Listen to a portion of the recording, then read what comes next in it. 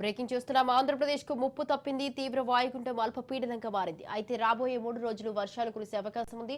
విజయనగరం, శ్రీకాకుళం, పార్వతీపురం, మన్యం జిల్లాలో భారీ వర్షాలు కురుస్తున్నాయి. తీరం వెంబడి గంటకు 55 కిలోమీటర్ల వేగంతో ఈదురుగాలులు వీస్తున్నాయి. ఇక మత్స్యకారులు వేటకు వెళ్లొద్దని అధికారులు హెచ్చరించారు.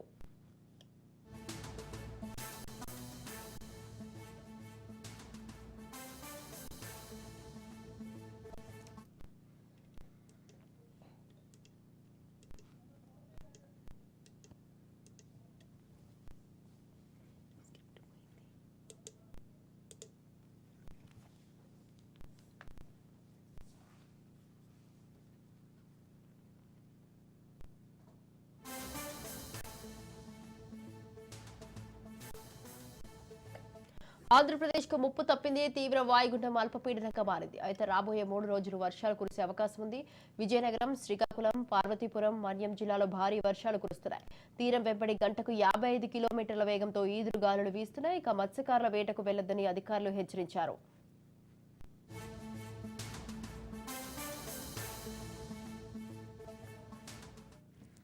రైట్, ఈ విషయంపై మరింత సమాచారాన్ని మా ప్రతినిధి శ్రీరామ్ ఫోన్ లైన్ లో ఉన్నారు. శ్రీరామ్. స్వాతి, ఏపీకి ఈ వాయుగండం ప్రమాదం గట్టెక్కినట్టేనని వాతావరణ శాఖ అధికారుల ప్రకటనను బట్టి స్పష్టమవుతోంది. ప్రస్తుతానికైతే ఇది చెన్నైకి 400 కిలోమీటర్ల దూరంలోనూ, అలాగే విశాఖపట్నానికి 400 కిలోమీటర్ల దూరంలో కేంద్రీకృతమై ఉంది. ఈ అల్పపీడనం ఏర్పడిన తర్వాత వారం రోజులుగా అల్పపీడనంగానే కొనసాగింది. ఆ తర్వాత తీవ్ర అల్పపీడనంగా మారి వాయుగుండంగా బలపడింది. అయితే ఈ వాయుగుండంగా బలపడిన తర్వాత నుంచి ఇది దిశను మార్చుకుంటూ ముందుకు వెనక్కు కదులుతూ తీవ్ర కన్ఫ్యూజన్ ని సృష్టించిందని వాతావరణ శాఖ అధికారులు చెప్తున్నారు. అయితే ప్రస్తుతానికి ఇది వాయుగుండంగానే సముద్రంలోనే బలహీన పడుతుందని కూడా వాతావరణ శాఖ అధికారులు అంచనా వేస్తున్నారు. ప్రస్తుతానికైతే గాలిలో తేమనంతా లాక్కోవడంతో ఇటు పొడి వాతావరణం కొనసాగుతుంది. దాంతో పాటుగా వాయుగుండం బలపడే అవకాశం లేకుండా పోయింది. ప్రస్తుతం ఇది వాయుగుండంగా కొనసాగుతున్నప్పటికీ ఈ సాయంత్రం తీవ్ర అల్పపీడనంగా బలహీన పడుతుందని, ఆ తర్వాత అల్పపీడనంగా బలహీనపడి పూర్తిగా సముద్రంలోనే ఇది నిర్వీర్యం అవుతుందని వాతావరణ శాఖ అధికారులు అంచనా వేస్తున్నారు.